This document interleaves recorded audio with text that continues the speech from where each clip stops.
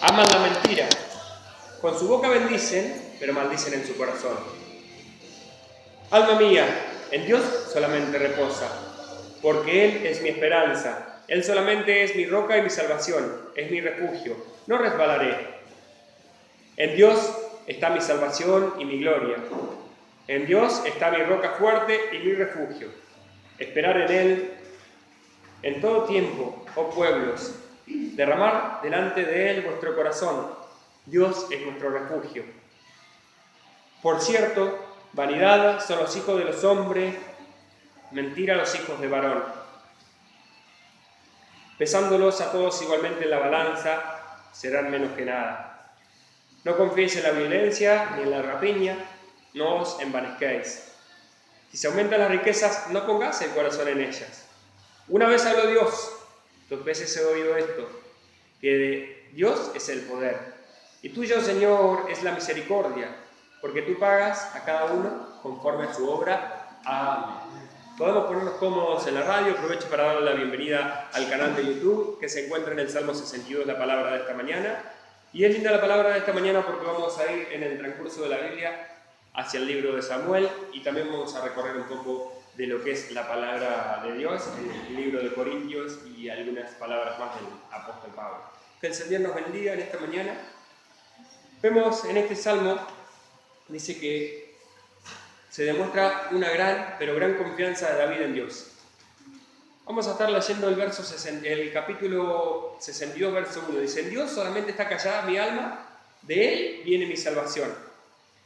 Él solamente es mi roca y mi salvación, es mi refugio. No resbalaré mucho. Vamos al verso 1. Dice: en Dios solamente está callada mi alma. De Él viene mi salvación. Usted sabe que este salmo se escribió en uno de los momentos más difíciles de la vida de David. Este salmo David lo escribió cuando Absalón, su hijo, estaba tomando dominio de Israel. Cuando Absalón, su hijo, quería hacerse del reinado de Israel, quería destituir a su padre. Este salmo se escribió cuando David iba llorando hacia una montaña junto con su pueblo, todo el pueblo llorando, todo el pueblo en aflicción, todo el pueblo quebrantado, cansado, y Absalón quería levantarse en su lugar. Este salmo se escribió cuando las personas en que David más confiaba, entre ellos Aitofel, que era un consejero, la palabra que en ese tiempo daba Aitofel era el consejo de Dios escuchado. Era un hombre, como decirle, de mucha investidura, de mucho poder, y si Aitofel daba un consejo, ese consejo se hacía, y David lo tenía a Aitofel como esa persona de confianza. Entonces, si Aitofel le decía a David, en tu reinado hay que hacer esto, David adquiría su consejo. Bueno, Aitofel, para lástima de David en este salmo, y lo vamos a ver en el libro de Samuel, de Primera de Samuel, Aitofel fue uno de los primeros que corrió tras Absalón. ¿Qué quiere decir? Lo traicionó. Y es ahí donde vamos a ir recorriendo todo este salmo y cómo David dice: hay que poner la confianza solamente en Dios.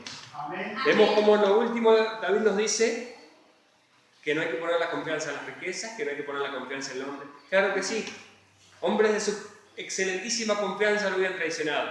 Vamos a ir recorriendo la palabra y vamos a ver que hombres que quizá en un momento hay un caso de que no lo conocía David, pero quería ganarse el favor del rey. Entonces imagínense hasta dónde llega el corazón del hombre que decidió mentir. Hay un hombre que decidió mentir diciendo que su siervo se había ido con Absalón para adquirir solamente el favor del rey. Después seguimos leyendo más adelante y resulta que su siervo no se había ido con Absalón, simplemente se había quedado en Israel guardándose para clamar. Y vemos cómo eso está todo reflejado a través de la palabra. Y vemos hasta dónde puede llegar el ser humano cuando a veces quiere conseguir algo. ¿Qué es lo que puede hacer el ser humano hoy por hoy para conseguir esa riqueza, conseguir ese poder? Los tiempos han cambiado, esto hace muchísimos años atrás. Pero ahora vemos cómo hay gente que engaña para adquirir poder. Hay gente que va de un partido a otro para adquirir un puesto. Hay gente que tiene que mentir, si tiene que matar, no hay amor hacia el prójimo. Y vemos cómo Si bien son tiempos distintos, realidades distintas, si bien hoy no tenemos rey sobre nuestra tierra, vemos cómo la palabra de Dios nos va demostrando la mente del ser humano en esos tiempos y ahora. Y vemos esa confianza que David ponía en nuestro queridísimo Dios. Vemos como él nos decía, en Dios está puesta mi alma.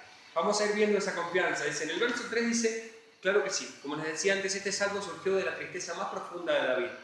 Pero vamos a recalcar de que él se quejaba ante Dios, ¿no? Pero jamás ante los hombres. Vamos a ir viendo esa fortaleza que David tenía para decir, yo solamente estoy confiado en Dios.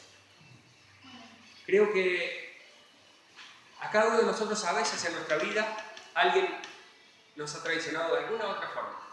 O ha hablado mal, o confiamos en alguien terriblemente y hemos recibido quizás no lo que esperábamos. ¿Y cómo se sentía nuestro alma? Bueno, imagínense en eso, pero en gran manera. Imagínense en un rey. ¿Cuánto puede afectar en David esa traición, ese engaño? ¿Cuánto puede afectar en nuestra vida esa persona que quizás le ayudamos siempre y en uno de los momentos te sentís que te traicionó?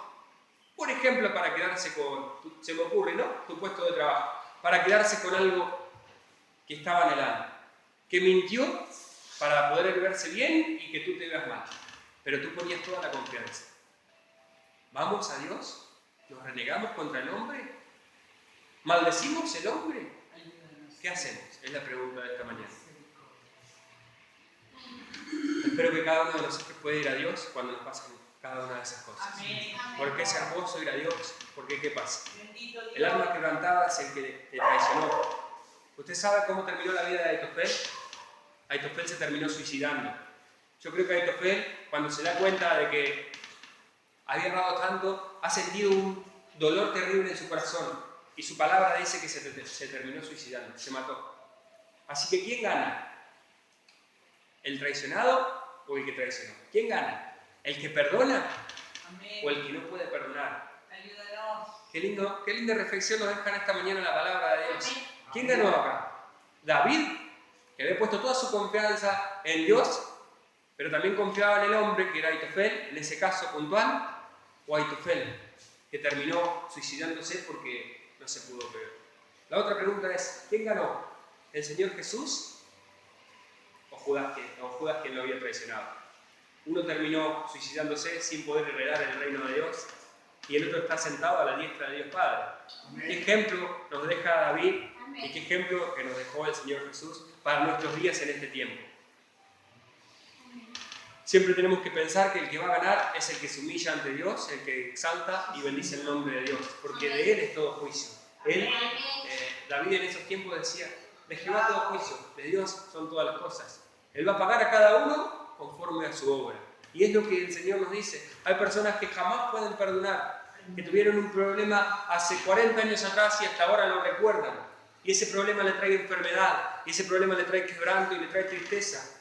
Y terminan algunos con presión, otros con ACV, otros con diversas enfermedades que nacen de la amargura del corazón. Así es. Pero aquello que podemos perdonar, aquello que podemos olvidar y que podemos poner nuestra confianza en Dios, recibimos un descanso. Es hermoso decir, yo ni me acuerdo de lo que pasó hace 20 años atrás. Y ver a esa persona y abrazarla como si arrancaría una nueva vida para nosotros. Pero la persona que queda con ese rencor en el corazón, ese rencor va creciendo y va generando, y científicamente está comprobado que la amargura del corazón genera un montón de diversas enfermedades. Y vemos cómo David puso su confianza en el Señor. Dice, en el verso 3 dice que surgía este salmo de la amargura terrible de David. Vamos a ir buscando la palabra, si ustedes así lo desean, en 2 Samuel 15:30. Ahí vamos a ver, para respaldar lo que le decía, de que Aitofel se había ido con Absalón, de que Aitofel había traicionado al rey David. Dice 2 Samuel 15:30. En 2 Samuel 15:30 dice, y David subió a la cuesta de los olivos y la subió llorando, llevando la cabeza cubierta y los pies descalzos. También todo el pueblo que tenía consigo cubrió cada uno su cabeza e iban llorando mientras subían. En el verso 30 vemos la profunda tristeza de David, ¿no? Lo que le decía al comienzo, que David iba llorando junto a un grupo de sus hombres. Dice, y dieron aviso a David diciendo, Aitofel está entre los que conspiraron con Absalón. Entonces dijo David, entorpece ahora, oh Jehová, el consejo de Aitofel. Fíjense qué respuesta sabia. Yo creo que el rey David, sin lugar a dudas, era un rey de mucha estrategia, era un rey que estaba preparado para cada situación. Lo demuestra aquí. Y sabiendo qué decirle enseguida a Dios. Él se da cuenta en este verso que Aitofel lo había traicionado. Y no dice, Señor, andate contra Aitofel, Señor, no sé qué, Señor. No, simplemente dijo, entorpece el consejo de Aitofel. Porque él sabía la sabiduría que Aitofel tenía. Él reconocía la sabiduría que Aitofel tenía. Y es lo que nosotros podemos decir ahora. Nosotros podemos reconocer y saber, no exaltar, pero reconocer y saber la estrategia, la inteligencia, la sabiduría que el enemigo tiene. Amén. El que dice que no sabe, que no se imagina, o el que dice que el enemigo no tiene sabiduría, no ha leído la palabra de Dios. Porque el enemigo siempre ha trabajado. Él se va a los presidentes, se va a las cabezas, se va a las directoras de la escuela. ¿Para qué? Porque sabe que si toma la cabeza, cuando alguien cristiano va a ir, esa cabeza, entre comillas endemoniada, no lo va a dejar entrar. Entonces el enemigo va a ir a la cabeza y no va a ir jamás a la cola. Siempre se ha manejado así. Entonces, podría haber tomado a cualquier otro el enemigo en ese tiempo, pero no, decidió usar a Aitofel. El mejor, el consejero de David. ¿Qué pasa? Si al rey David le iba mal al pueblo de Israel. El pueblo de Israel era el escogido de Dios en ese momento. Entonces, Dios decide tomar dominio de David y le puso esa sabiduría al tope. Y obviamente, como siempre escuchó la oración de su pueblo, Dios escuchó esta oración. Dios entorpece el consejo de Aitofel. Y vemos y buscamos después y leemos más adelante cómo Dios entorpeció el consejo de Aitofel, que no era malo el consejo de Aitofel, que era ese consejo, porque ese don en Aitofel estaba siendo en ese momento mal utilizado, pero estaba. Y vemos cómo Aitofel después aconseja mal y es entorpecido el consejo. O sea que Dios escuchó la oración de David. Esa oración en el tiempo justo, en el lugar justo, puede marcar muchísima diferencia. Señor, no sé, en cada momento que nosotros estemos, podemos tener una oración justa que Dios está dispuesto a escuchar. Y Dios la escuchó. Vemos en el verso 15, capítulo 15, verso 31. Dice, bueno, y dieron aviso a David diciendo, Aitofel está entre los que conspiraron con Absalón. Entonces dijo David, entorpece ahora, oh Jehová, el consejo de Aitofel. Y en 2 de Samuel, capítulo 16, verso 15, dice, y Absalón y toda la gente suya, los hombres de Israel, entraron en Jerusalén y con él Aitofel. Ahí deja bien marcada la Biblia la tradición de Aitofel con respecto al rey David. Quiere decir que no se volvió, que quiso apoyar a Absalón. Absalón se fue contra los principios de confianza del rey David. Entonces, es donde nos vamos un momento a esa presencia, a ese momento, y se puede sentir el dolor del rey David. Se puede sentir en el corazón el dolor del rey David. Porque cuando una confianza se termina por alguna que otra cosa, en ese momento se nos produce un dolor. Aquel que dice, no, a mí me traicionan y yo no siento nada, estoy recontra feliz, puede que sea alguna mentira, porque la traición duele. Pero vemos cómo el rey David seguía confiando en el Señor.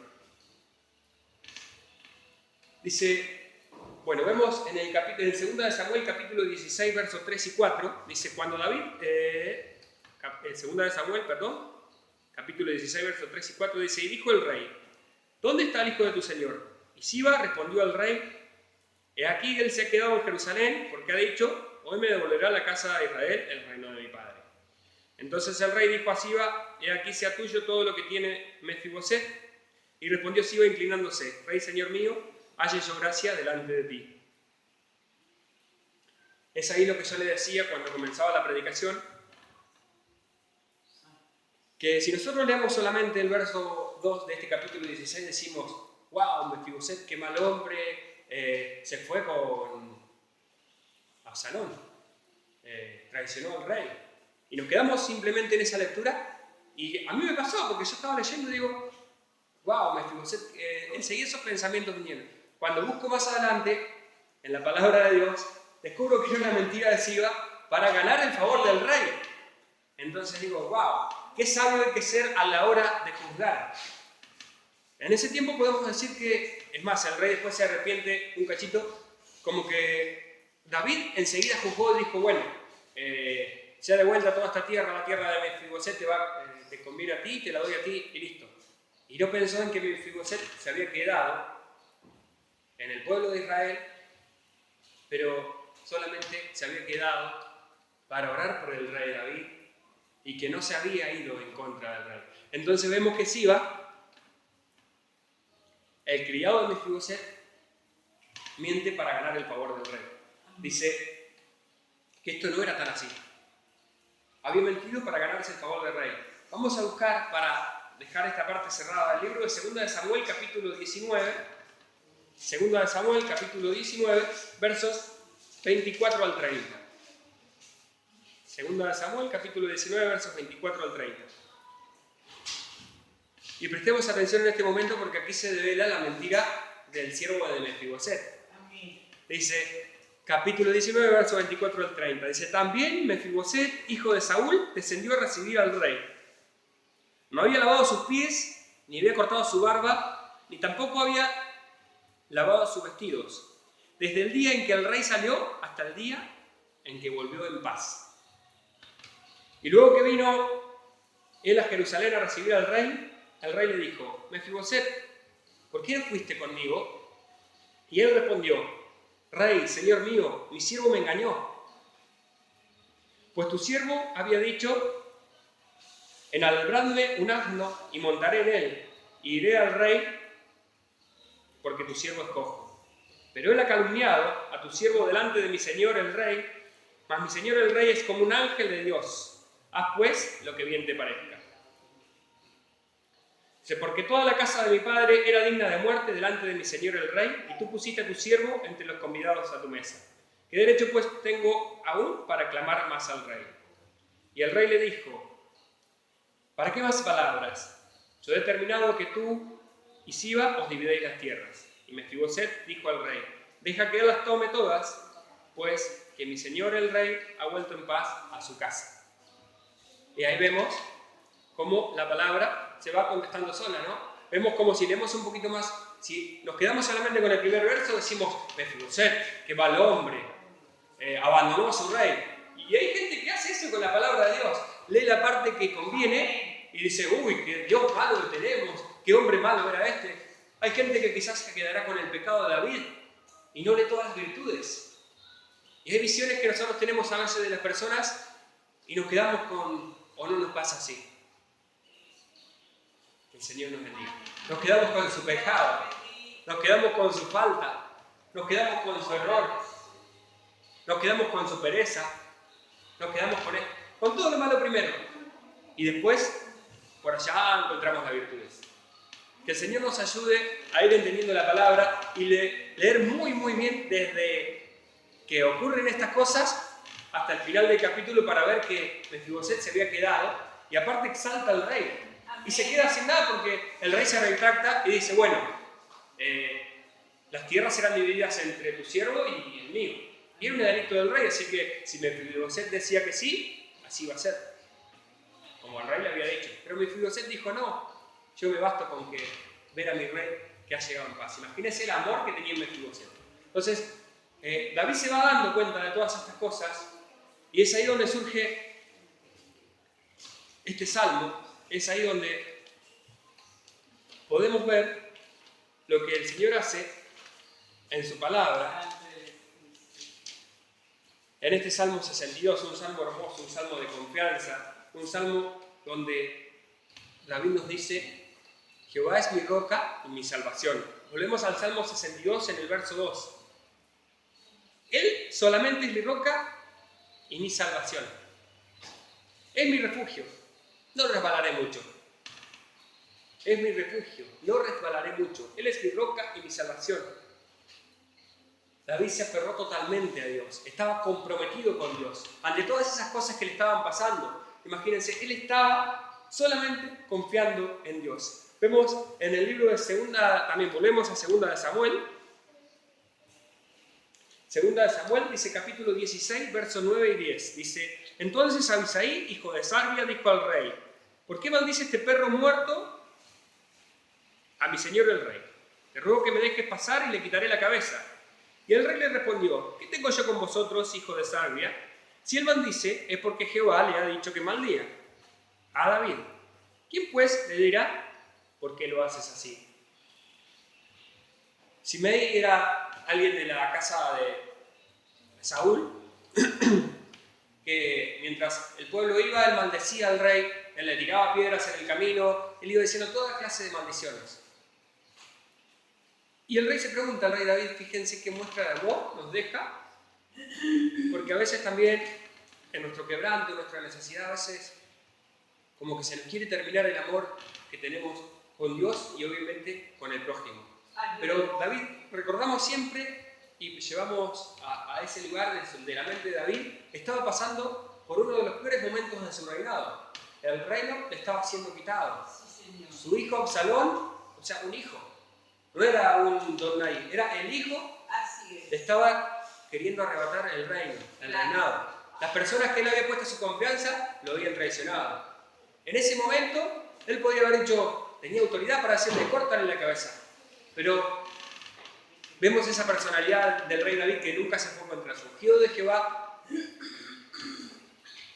Es más, nunca se fue, dijo, maten a mi hijo, porque era un hombre de guerra David, o sea que si le buscaba la estrategia podía buscar la vuelta enseguida y matar al hijo y no. Él fue estratégicamente llegando. Es más, dice que cuando su hijo murió, él hizo un gran luto. Él quería que le traigan con vida a su hijo. Vemos que amor demostraba David en ese tiempo, Señor, y que confiaba solamente en el Señor.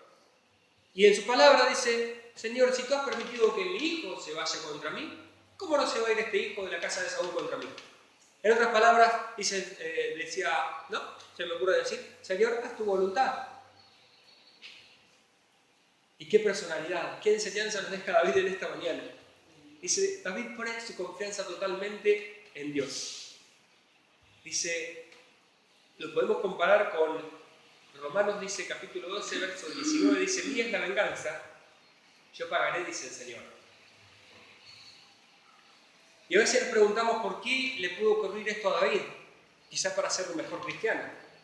¿Por qué a veces a nosotros nos ocurren cosas como que la gente nos traiciona, que donde hemos puesto toda nuestra confianza en algún hombre y nos traiciona? Porque a veces nos olvidamos que la palabra dice, maldito el hombre que confía en el hombre, ¿no? A veces nos olvidamos de que tenemos un rey al cual le podemos pedir y él va a tocar a sus cuervos y van a llegar. Pero ponemos nuestra confianza en la fuerza humana, en el trabajo, en lo que podemos adquirir, tocar, ver con nuestra mente o con nuestras manos, con nuestro todo. Y a veces también nos ponemos en el lugar de la justicia que le pertenece al Señor. Amén. Pero decimos, mía es la venganza, yo pagaré, dice el Señor. En el verso 5 dice, alma mía, en Dios solamente reposa porque Él es mi esperanza. Alma mía, en Dios solamente reposa porque de Él es mi esperanza. ¿Cuántos de nosotros tenemos la esperanza en Él?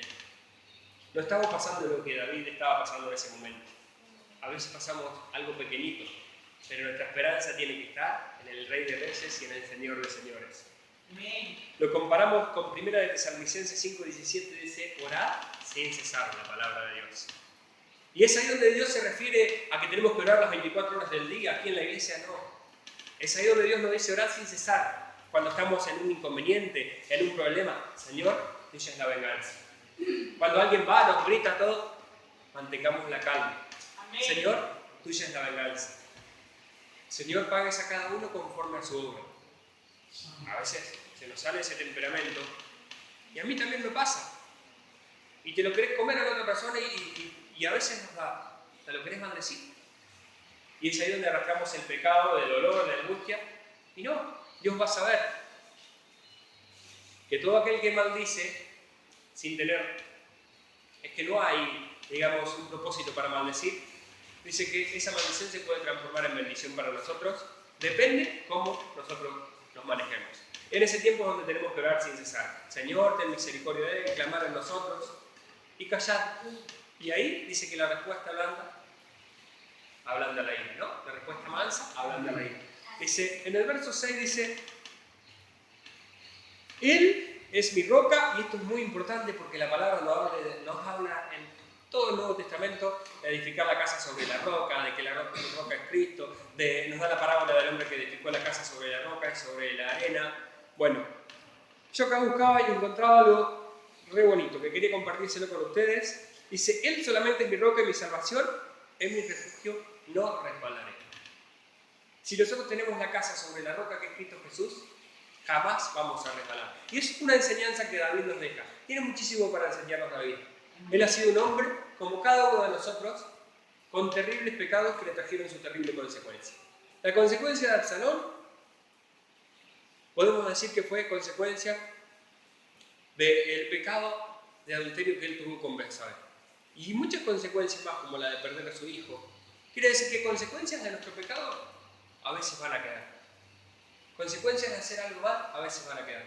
Pero no tenemos que quedarnos ahí, sino tenemos que decir, Jehová es nuestra roca, es nuestro amparo, es nuestra fortaleza.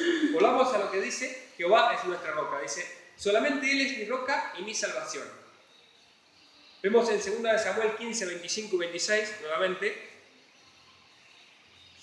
2 de Samuel 15, 25 y 26.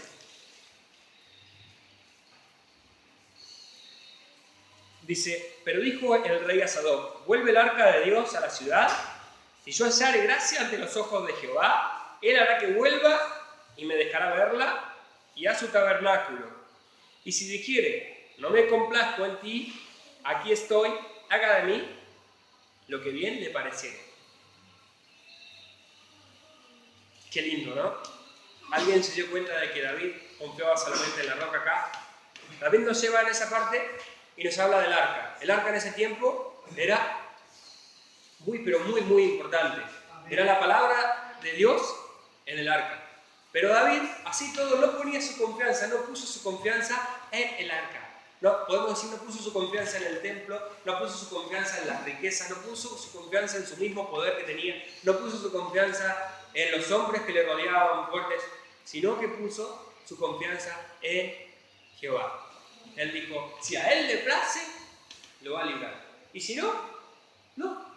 Alguien va a ser el rey de Israel, estará con el arca, pero si a Él le place, y volvemos a esto, qué lindo es poner nuestra vida en la roca. Amén. Si a Él le place, esto se hará. Si a Él no le place, y cuando decimos Él en mayúscula, decimos si a Dios le place, nos va a librar, nos va a bendecir, nos va a prosperar, nos va a dar, nos va a llevar, va a matar a nuestros enemigos. Pero si a Él no le place, ¿qué va a hacer? No le place. No podemos decir, Dios, tenés que hacer esto. Eso no le podemos decir. Pero si a Él le place, lo va a hacer. Y si no, tenemos que esperar el tiempo.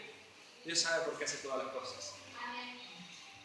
Dice, todo iba mal en Jerusalén. Jerusalén estaba convulsionada, estaba mal. El trono estaba cayendo porque David había desertado de Jerusalén. El pueblo se había puesto en contra del rey. Recordamos, y algo muy importante de cómo somos, ¿no? El mismo pueblo que un día le dijo, ¿cómo era el cántico? Saúl mató a 1000, pero David mató a 10.000. Y el mismo pueblo que lo alababa y le decía, David tiene que ser rey de Jerusalén en un momento, cuando ganaba las batallas, siendo Saúl el rey, el mismo pueblo que lo había exaltado, que lo recibe en Jerusalén, dice que en ese tiempo para hacerse rey había que recibir la autorización primero de Dios y luego del pueblo. Teniendo esas dos cosas, el rey podía ser el rey. Y bueno, vemos cómo en ese tiempo el pueblo decía, sí, David. Y acá, David se había quedado solamente con un grupo de trabajo. Y todo el pueblo se había ido en contra. ¿Cómo somos, no? Las mismas personas que recibieron a Hosana, Rey de las alturas, a Jesús en Jerusalén, recibiéndolo cuando él entró en ese asno que dice, en broma, ¿no? Del asno 0 kilómetros, un asno sin entrenar, sin eso, que decían, Hosana, Rey. Después lo terminaron crucificando. ¿Cuántas veces nos pasa al pueblo de Dios, no? A la misma persona que un día le aplaudimos, le decimos gloria a Dios, aleluya, estamos contentos, le vamos a seguir, a veces después nos vamos. Y quizás, seguramente no pasa aquí, pero es un ejemplo que Dios me pone en este momento. Después nos vamos contra Él hablando, diciendo, no, pero esta predicación tendría que haber sido así, pero esta cosa tendría que ser así, pero en la iglesia las cosas tendrían que ser así, tendrían que ser así. Y son las mismas personas que quizás cuando llegaron a este lugar nosotros decimos, sí, gloria a Dios, aleluya, estamos muy contentos. Que el Señor nos bendiga, que el Señor nos ayude a tener ese mismo carácter, ese mismo temperamento siempre, no ser de doble ánimo, porque es así.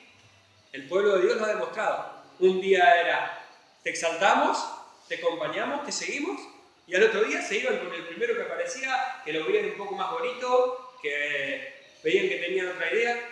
¿Y cuántas personas se dejan llevar hoy por un cierto apóstol que viene, que habla palabras lindas y se van tras él?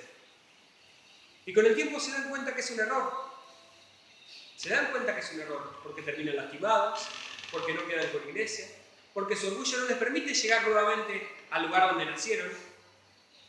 Pero a veces ya es tarde. Y a veces, lastimosamente, se terminan perdiendo. Que podamos abrir nuestra mente porque la palabra nos enseña de todas esas cosas. Recordemos, y haciendo un puntito especial, que Aitofel terminó el fin de sus días con mayúscula, lo podemos decir, suicidado. Quiere decir que no entró ni gozó de la presencia ni la va a gozar de Dios.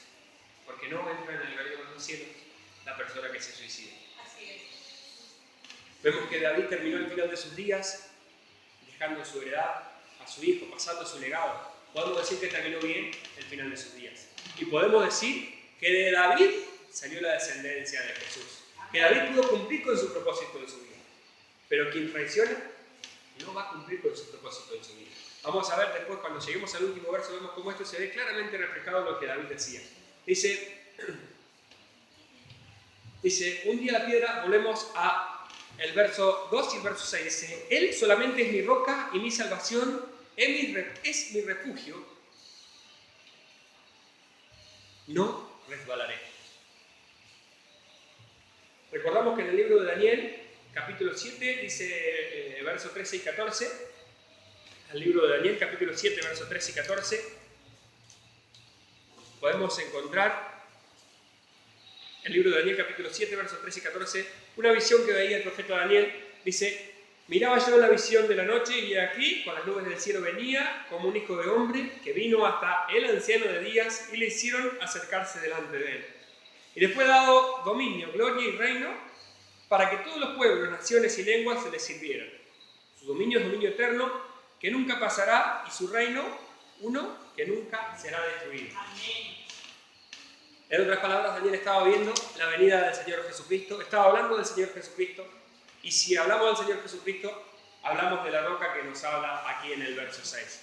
Vamos al verso 27 de este libro del capítulo 7 de Samuel, dice, y que el reino y el dominio y la majestad de los reinos debajo de todo el cielo sea dado al pueblo de los santos del Altísimo, cuyo reino es reino eterno, y todos los dominios le servirán y obedecerán.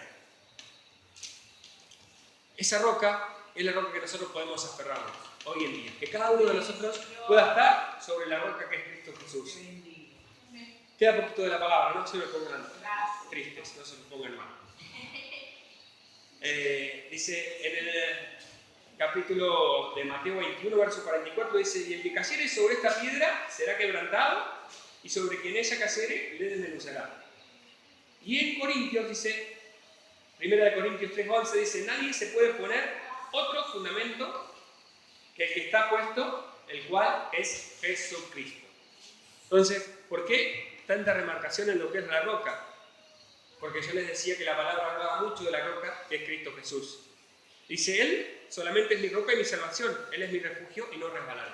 Amén. Un paréntesis aparte, podemos decir que todo aquel que está puesto en la roca, en el refugio, que todo aquel que está puesto su corazón en Cristo Jesús, no resbalará jamás. Pueden venir, dice su palabra, que caerán, dice saetas a tu lado, pero no te van a tocar. Quiere decir que pueden traicionarte, que pueden joderte en algún negocio, que pueden hablar mal de ti, que pueden tratarte mal, como nos decía la palabra anoche, que pueden... Todo lo que quieran hacer contra ti, lo puede hacer el hombre si así lo desea. Y si Dios se lo permite, por supuesto. Pero si tú tienes la roca, si tú tienes el corazón en la roca, en esa fortaleza que es Cristo Jesús, está tranquilo de que vas a prevalecer, está tranquilo que vas a ser el hermoso heredero de esa vida que Dios tiene, esa vida eterna maravillosa y esa bendición maravillosa que Dios nos tiene preparada. El verso 7 y 8 nos hablan de una salvación personal. Dice, en Dios está mi salvación y mi gloria, en Dios está mi roca fuerte y mi refugio. Esperad en Él en todo tiempo, pueblos, derramar delante de Él vuestro corazón, Dios es nuestro refugio. ¿Cuántos de nosotros tenemos nuestro refugio en Dios? Él nos dice, Dios es nuestro refugio. Amén. Esperad en Él. Nos habla también acá un poco de paciencia, nos habla de que el alma mía, dice David en ese tiempo, pues nosotros podemos decir, alma mía, reposa en ti, mi Señor, descansa en ti. Sabemos que en su palabra nos ha dicho, echa sobre mí todas tus cargas, que yo os haré descansar. Descansemos en el Señor, eso que estamos pidiendo, ese quebranto que a veces sentimos, esa enfermedad que a veces nos está atosigando, ya pasará. Porque el Señor nos dice, descansa en mí.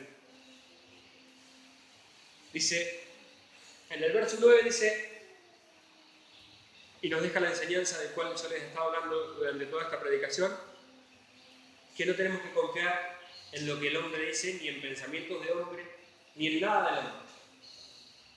Volvemos a decir que en su palabra el Señor dice, maldito el hombre que confía en el hombre, ¿no? Porque a veces ponemos nuestra confianza mucho en las cosas de este mundo, mucho en lo que los hombres nos pueden dar, y nos olvidamos de que el hombre es manejado por Dios a veces y a veces también es manejado por el enemigo. El hombre es como una pieza de ajedrez que va manejando, así se deja llevar por las cosas. A veces nosotros nos dejamos llevar por pequeñas cosas y alguien te habla mejor o te cosas y ya caemos hasta juzgar mal. Por eso que cada día Dios nos puede dar la sabiduría para juzgar como lo ha hecho en sus comienzos el rey Salomón. Podemos pedirle a Dios esa sabiduría para no caer en el pecado de juzgar mal, para no caer en el pecado de confiar en el hombre. Dice, por cierto, vanidad son los hijos de los hombres, mentira los hijos de varón. Yo creo que David tenía toda autoridad para decirlo. Vanidad son los hijos. Si el consejero principal que tenía lo había abandonado, si el otro, imagínense, el otro había hablado mal de su siervo para ganarse su favor, su hijo se estaba levantando contra su reinado. Entonces, él habrá dicho, ¿puedo confiar en el hombre?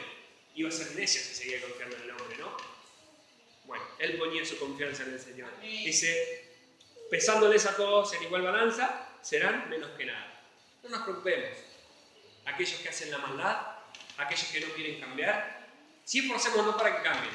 Orando, hablándole cuando se puede hablar y tratando de cambiar. Pero si ellos no quieren cambiar, el día de la pesa final, dice que pesándolos, nos dice acá el verso 9, serán menos que nada.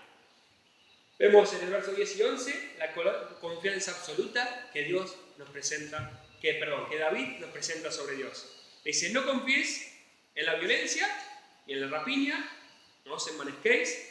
Si aumentan las riquezas, no pongas el corazón en ellas. Una vez habló Dios, 2 veces he oído esto, que de Dios es el poder. De Dios son todas las cosas. De Dios es el juzgar, de Dios es el de bendecir. De Dios son todas, pero todas las cosas. Entonces,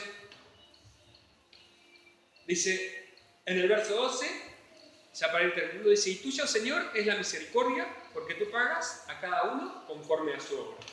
Dice, Dios podía usar el poder en ese momento, pero también podría mostrar la misericordia. Usó el poder como permitiendo que Absalón se levantara, permitiendo todas esas cosas, permitiendo que Aitofel llegue a traicionarlo, porque, como decimos, Dios podría haber matado a Absalón antes para que no lo traicione, y en qué iba a ser probada la vida de David. ¿Y en qué iba a ser probada? ¿Y qué demostración de amor nos daría a nosotros? Ninguna. Entonces, tuvo que pasar todo esto para que ese ejemplo, para que ese cristiano hermoso que yo siempre digo, que fue David, pueda demostrarnos que podemos tener misericordia a esas personas que a veces simplemente hablan mal de nosotros. Bueno, él quería apoderarse de su reino. Es más, a través de los consejos llegó a apoderarse de sus concubinas para que el pueblo comience a reconocer a Absalón. Pero Dios lo libró a David y un día David pudo volver. Y ya para ir terminando, vemos esta muestra de amor que David tenía por su hijo y se puede decir por el prójimo, porque cuando lo matan a su hijo, que su hijo era de cabellera larga, dice la palabra de Dios, y queda por allá en los montes, dice que queda colgado y 3 dardos le ingresan en su corazón y después el resto del ejército lo mata. David había pedido que su hijo vuelva con vida. Y yo no soy padre, pero me imagino el amor de un padre. Quiero terminar con esto, esa demostración. Y vamos a comparar, que creo que la palabra quizás permitió esto para que nosotros podamos comparar. El amor que el rey David sentía por su hijo, y que su hijo no era ninguna perlita dulce, al amor que Dios siente por su hijo y por cada uno de nosotros, su iglesia. El Señor nos dice en su palabra: hijitos, quiero que todas las cosas les ayuden a bien. Pero nos dice solamente a los cristianos, no. Le dice al violador, le dice al que mató, le dice al que está en la cárcel por robar, nos dice a cada uno de nosotros. Le dice a tu amigo que estás escuchando en la radio que acabas quizás de portarte mal en tu casa, de maltratar a alguien. A cada uno de nosotros Dios nos muestra esa clase de amor que Dios mostró aquí a través del rey David. Dice que hubo gran luto en Israel cuando David se entera de que su hijo había muerto. Entonces él no se alegró de la muerte de nadie. Incluso no se alegró de la muerte de su hijo. Y su hijo lo había traicionado. Y lo había traicionado de gran manera. Pero él no se alegró. De ahí podemos decir nosotros, está correcto que no lo haya querido matar, no está correcto, pueden salir, pensamientos humanos.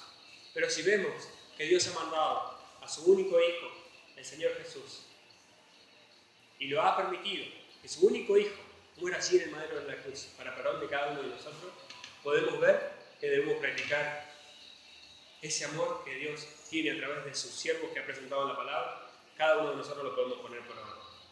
Nadie hoy quiere apoderarse de nuestro reino, nadie nos quiere matar, nadie quiere levantarse contra lo que nosotros tenemos. A veces simplemente hablan mal, o nos traicionan, o nos damos cuenta que no podemos confiar totalmente, pero debemos de practicar la misericordia y el amor que David presentó con su hijo, que David presentó aquí con su hijo y que el Señor Jesús tiene con cada uno de nosotros. Espero que esta palabra haya sido de bendición. Me voy a despedir de la radio. Y vamos a estar haciendo una oración para pasar luego a la ofrenda de esta mañana. Nuestro hermano Walter va a hacer una oración.